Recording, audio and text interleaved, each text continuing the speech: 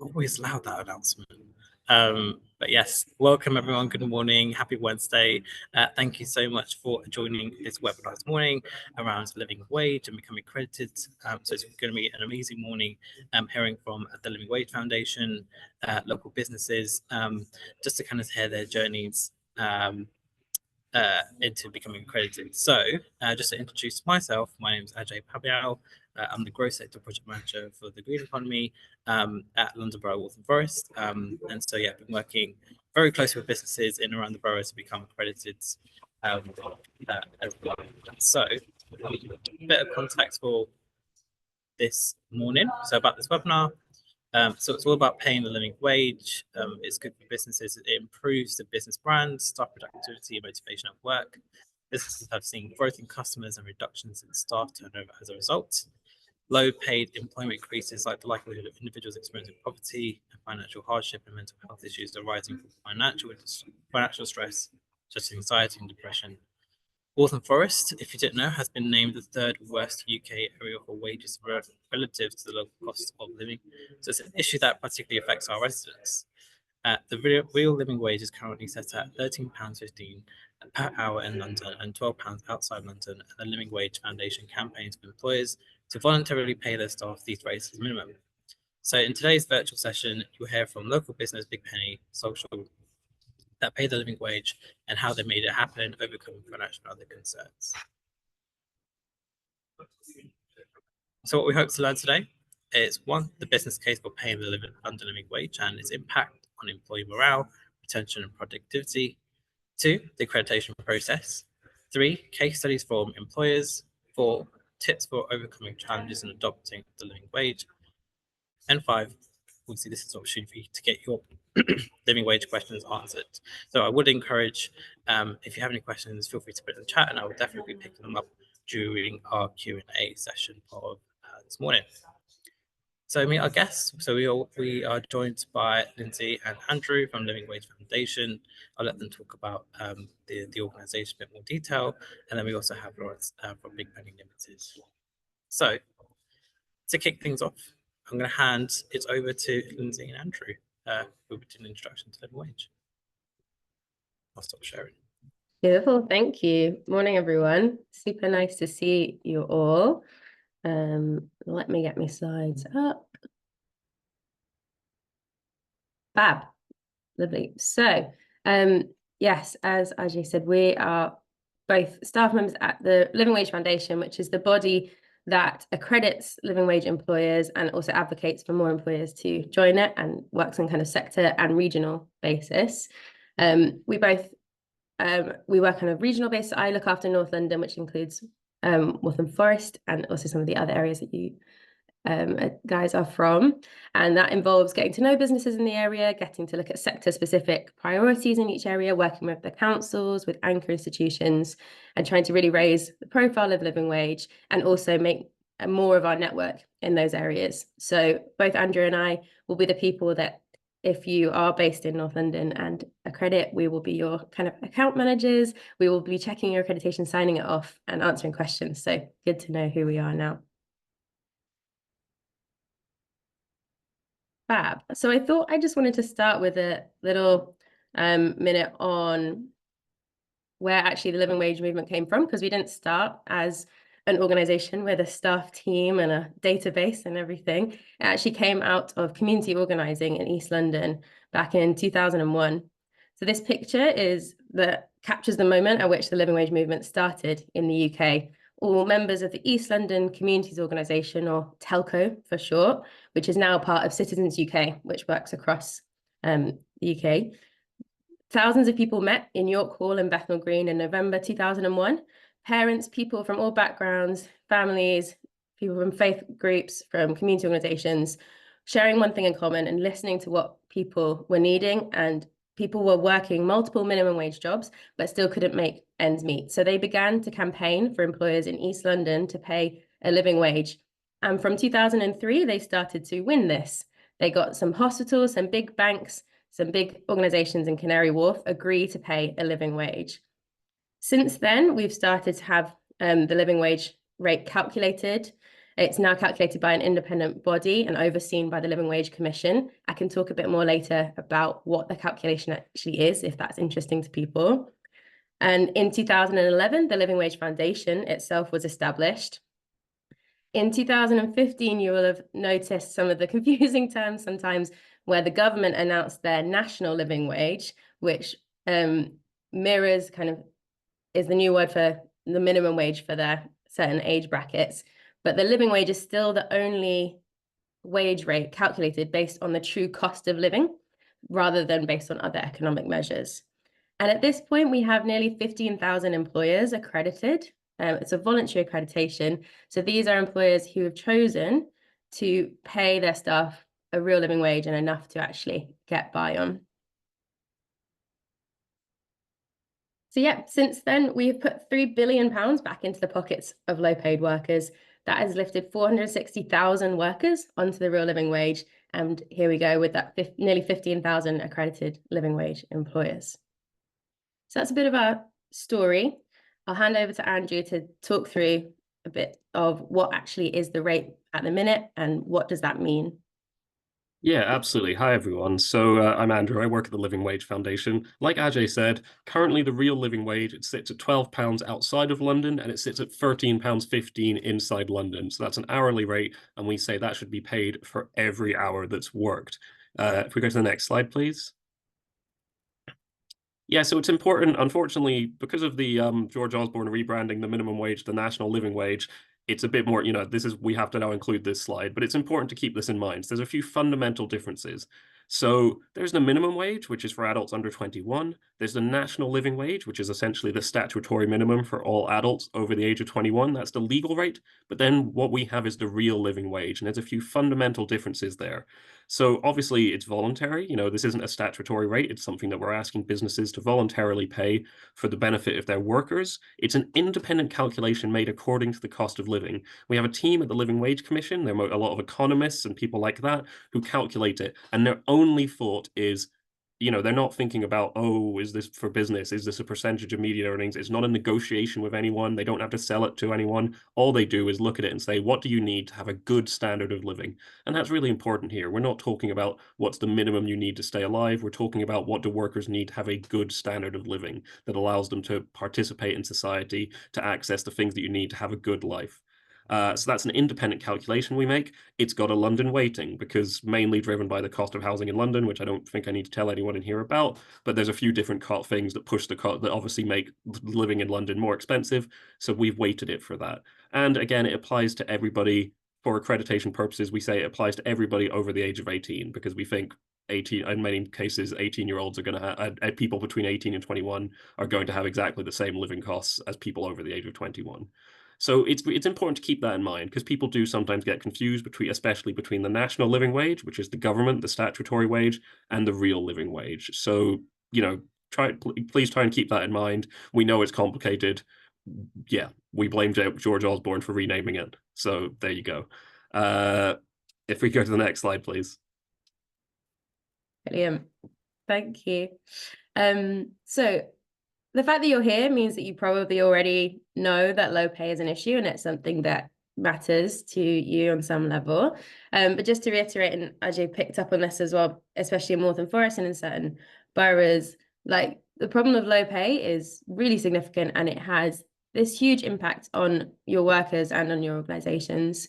1 in 8 UK jobs are currently paid below the real living wage. We know that low pay is also a race and a gender issue. It disproportionately impacts people from racialized backgrounds. We see this as like a really important intersection of how we're looking at other systemic issues in the UK and beyond. Almost 2.2 million women earn less than the real living wage compared to almost 1.5 million men. And 2 in 3 children in poverty have a parent in work. We know that the living wage makes a difference to these things and actually addresses these problems of low pay. We know that it's so intrinsically tied in with so many other issues that people are facing, but living wage is a core thing that can really, really change these situations. As you picked up, the movement came from workers who were not earning enough to make ends meet, and it's still led by and influenced by workers, our Citizens UK partners who are driving this forward, speaking about the impacts that being on the living wage has for them and their families. And we can hear from one of them now. I hope this video works. If someone could give me a thumbs up to let me know if you can hear it when it's ready. I think more employers should be paying the living wage because it has made a difference to me. I'm not scrimping and scraping every month now. Previous jobs I was on minimum wage. One and all was recommended to me, so I applied. I got an interview and then mentioned about they pay the real living wage. I think at first I wasn't processing like how it was going to impact me and what it was going to do. It takes obviously a few paychecks to come in. You're thinking they're going to ask for this back. Is this right? It's not going to be right. It's just meant so much. It means I can do more. I can save. I can go places because I'm a carer for my husband. So it means that we can do things that we might not have been able to do. I can go out with my friends when they ask me. I can say, yeah, I can come, rather than, no, not this time. You know, I'll think, maybe if you ask me in 4 months' time and I'll start saving from now. Don't have to do that now. I've been here for 3 years now and I just love coming in because I think as soon as I walk through the door, it's, hi, you know, how are you? How do you? And then everybody is just so friendly and nice, which I just think right across the building, I think everyone's morale's up, everyone wants to work hard. Everyone wants to do the job well, and then it's better when you've got that nice, chilled, happy atmosphere to do your job because you want to be here, pay the real living wage. It just makes it so much better.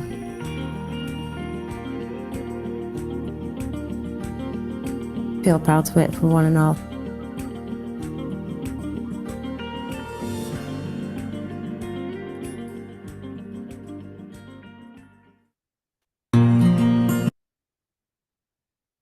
So yeah, that's a real life story. We hear this every day in our work, and a lot of us have been there as well, and feeling the difference of when that living wage and when the uplift comes each year. And that's knowing, for me as well, it was knowing that the commitment, the accountability. So it's not just this year I'm going to get a wage that's good enough to live on. It's that in future someone independent is calculating that, and it's not at the whim of my employer or of how the business is doing that year. It's that accountability, and that really, really affects morale and work. And I think you'll hear more on that from Laurence in a minute. Oh, how do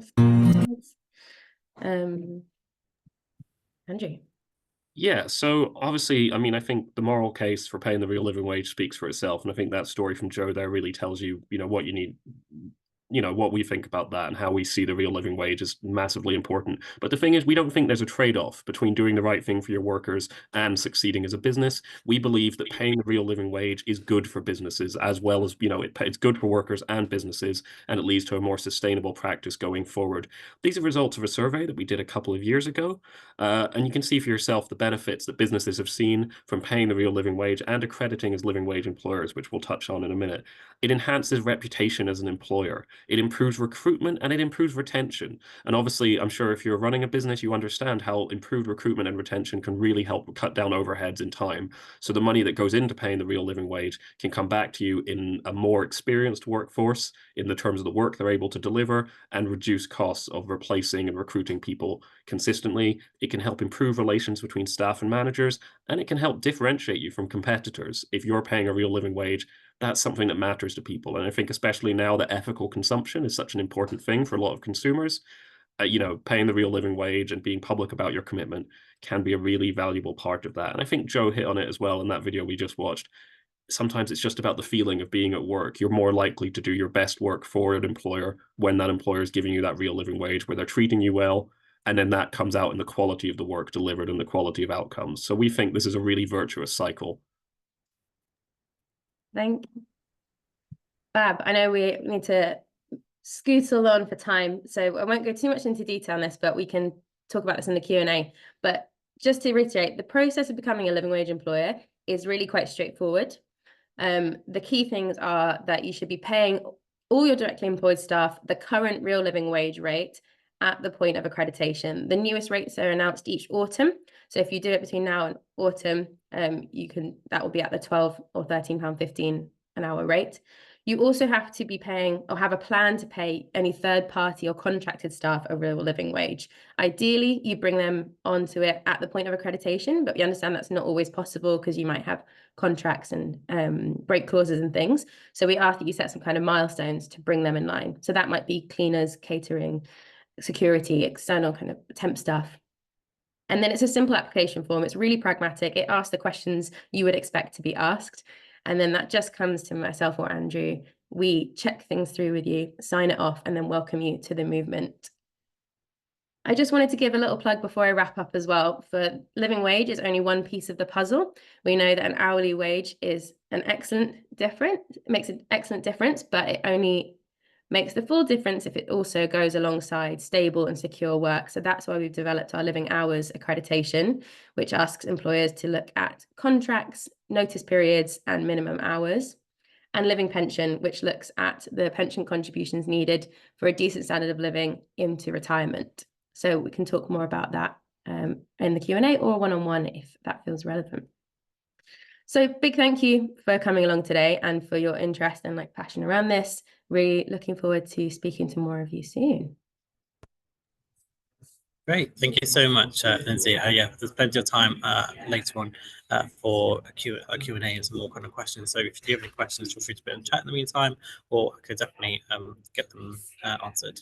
I'm going to hand it over to Laurence, just for the interest of time, because I know Laurence needs to hop off at 9:30. So over to you, Laurence.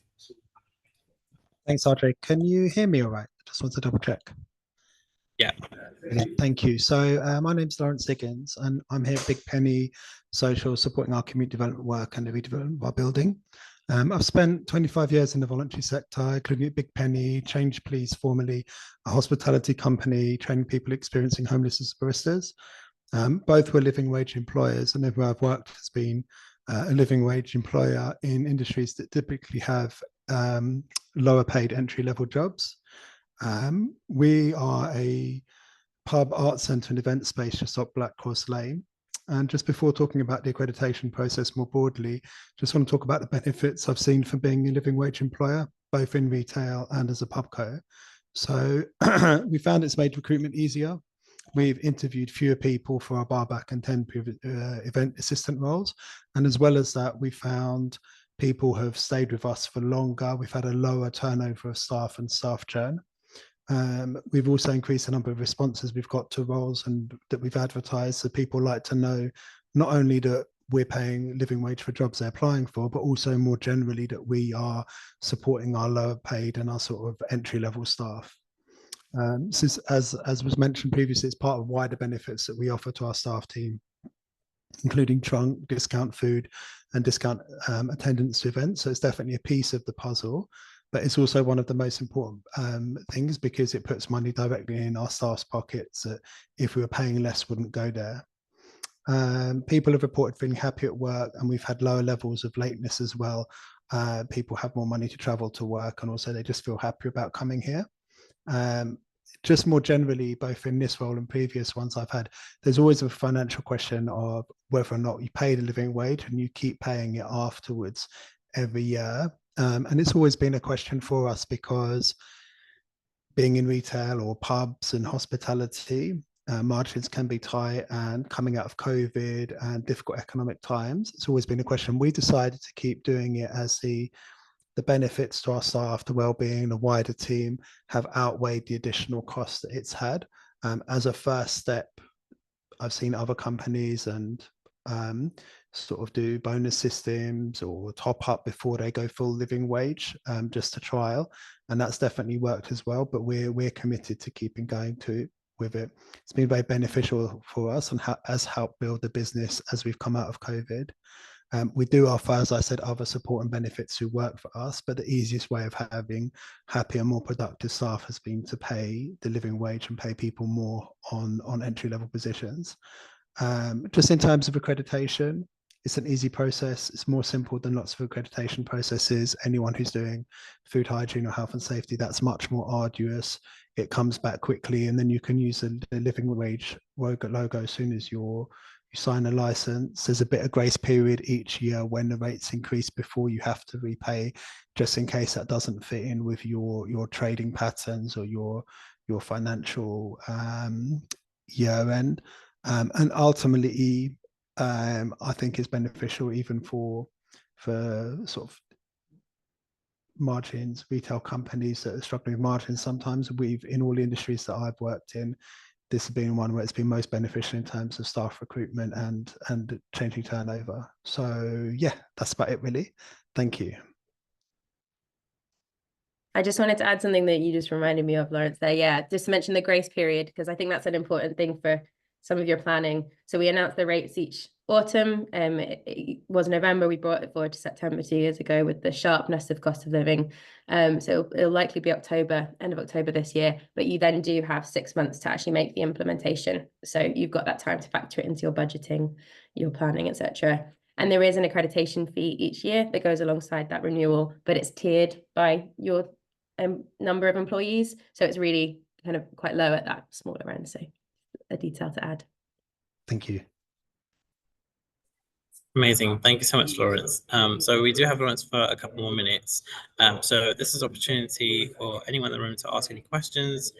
If you would like to unmute yourself, feel free to. What I'll do is pause the recording because I know people can be a bit shy asking questions when things have been recorded. So I'll just. I'm just going to hop off now. Thank you so much, everyone. Yeah. Love to Thank you so much, Ajay, Laurence. everyone. Cheers. Bye. Great. Yeah, some great questions and comments coming through. Please do keep them coming. So what I'll do now is kind of start opening up breakout rooms. I'm going to set up 3 groups, which I'll kind of let me to kind of explore kind of 3 questions, which I'll just share my screen.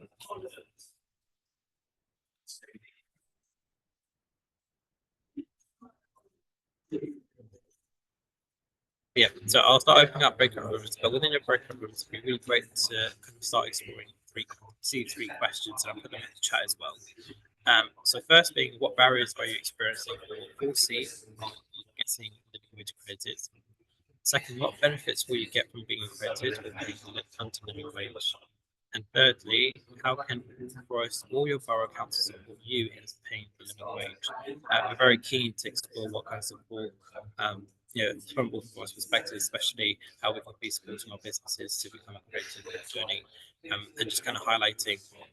We have over about 20,000 businesses in the borough, but only 61 are accredited. So we're very keen to kind of start making those changes and supporting businesses on that journey. So yeah, what I'll do is kind of start splitting into groups. Lindsay, Andrew, I'll put you in 2 groups as well, just in case you have any questions. Anyone has within those groups, that's okay. And what I'll do is I'll post those questions in the chats when I come into those groups as well. So yeah, I will start opening that now. You'll have about 15 minutes, and we'll come back. If anyone wants to feedback, feel free to. And yeah, we'll take it.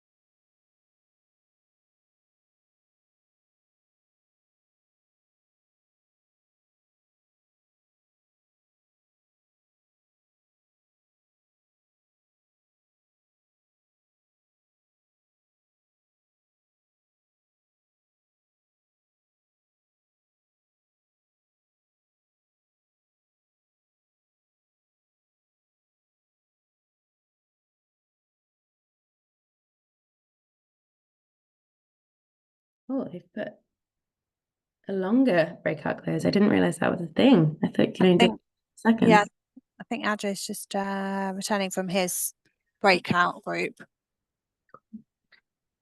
But yeah, I hope that was a useful session that everyone had.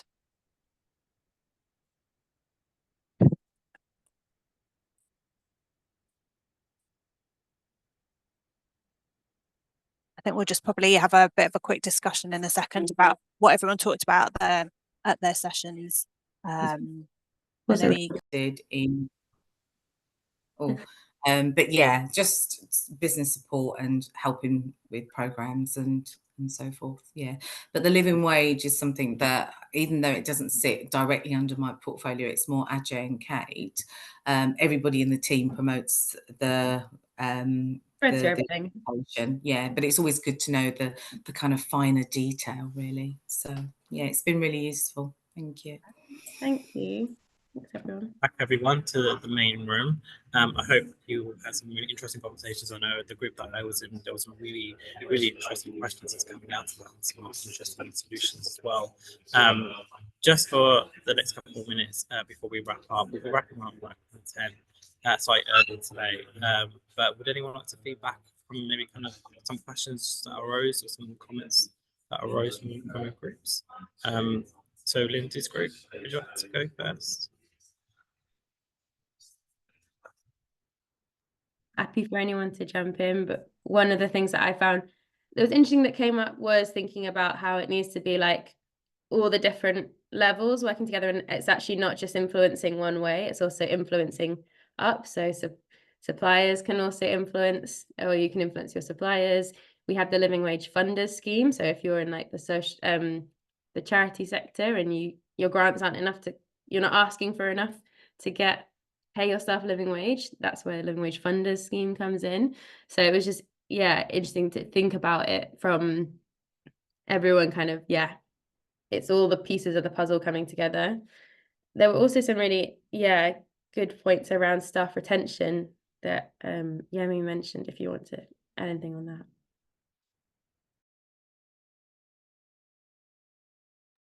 Oh, you're muted, Yemi. So, okay. Yeah, I was just saying, because I'm on both sides of the fence. I've been in the social care sector as a manager for 30 years, and it was in Waltham Forest. So I was just asking, like, in terms of when people actually apply to tender as a supplier, would they include the living wage cost for their potential staff? And number two, the benefits of having it, considering the social care sector is so demanding, especially since after COVID. And there's been a lot of challenges, even with the funding and retaining staff.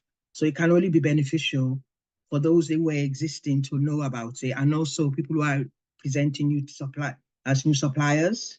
So I just raised that question. I put that in the chat. Whilst from the other side, I'm now on the other side of the fence, where I'm a private person running my own business, coaching business. And I can see the benefits of it. Obviously, I've only got a small team at the moment, but it definitely it comes under mental health as well. If people can feed themselves and they can pay for their mortgages while they're working for me, it can also be obviously be beneficial to my business, rather than them calling up sick or not showing up when they need to show up. Yeah, so that's what I was trying to say. Thank you. Great. Thank you so much, Lindsay's group. Andrew's group, would anyone like to share from your group about kind of some of the questions or concerns or any proposals that our group basically talked about? I think the biggest focus we had was talking about SMEs really, and where we can, what support we can offer for businesses who would like to pay it, but sometimes, you know, cannot offer it. It's a challenge. And we also talked a bit about the benefits of accreditation, and, you know, why are there businesses who maybe pay the wage but aren't necessarily interested in committing to accreditation, and how we can support them and what benefits they can take from that. I think that was the main thrust of conversation. Does anyone have anything anything I didn't mention there, or anything else they want to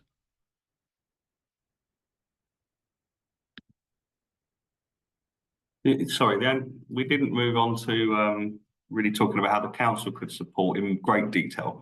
I thought one area there, which probably came up in both, was around, I don't know if it exists already, if the council's got a sort of list of accredited businesses either in the borough or sort of regionally, because I think when businesses are looking to work with other businesses for sort of various reasons, that'd be quite useful as a sort of starting point to sort of search.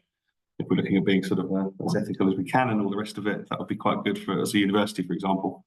And if we've got options to connect with local businesses, if we know those that are accredited and committed to that sort of staff support, could be a good sort of starting point for us, and may encourage other businesses. There's been quite a bit around the sort of the benefit of paying more staff. I know it's not always feasible, but there's also, like you say, the cost of retention. If you lose staff, there's a big cost in re-recruitment and training and inducting those new staff and everything else. And you know, so I don't know if there's any scope for a sort of more detailed piece of analysis around sort of estimated costs of, you know, you might, there's the cost associated with paying more, but there's also the other cost of, you know, if it does affect staff retention or staff taking additional time off and these sorts of things, what those sort of other costs are. So I think a slightly more balanced assessment of the benefits of that might be quite interesting to look at if any work was done in that area. I'll drop some research in the chat for you now. Thank you. And universities are really important anchor institutions for a lot of our regions on living wage. They often take there's a little network of the real leadership role for universities around that as well. Yeah, just adding on to that, Jonathan, we do have a list of accredited businesses in the borough, which we're looking to kind of like share in some capacity. We're just going to figure out the kind of GDPR side of things before we can like release that. But yeah, me and Andrew kind of we keep each other updated in terms of businesses who are accredited, etc. But yeah, we're going to start wrapping up there. But I do sense there's loads of questions, maybe kind of further comments and questions people might have at some point. So Lindsay, Andrew, if you're happy to kind of put your details in the chat for anyone who might have direct questions. But in terms of if anyone would like to speak to myself going forwards, my details can be found here. So aj.uk. Feel free to kind of drop me a line if you have any questions or anything you want to propose going forwards. Like I mentioned in my group during the conversations, this is the first conversation that we've had directly with businesses to identify what kind of support they may be needing to make that journey, make that jump into becoming accredited and paying living wage. So there's a lot for us to take away from this conversation and learn and kind of possibly to work with. So yeah, thank you so much for your time today and bringing your questions to the table. But yes, if you have any kind of questions going forwards, Lindsay's got her email address, and obviously my email address is on the screen, so feel free to drop me a line. But yeah, hopefully we can give send out all more information after this event. But yes, thank you so much, and yeah, I hope you all have a lovely day.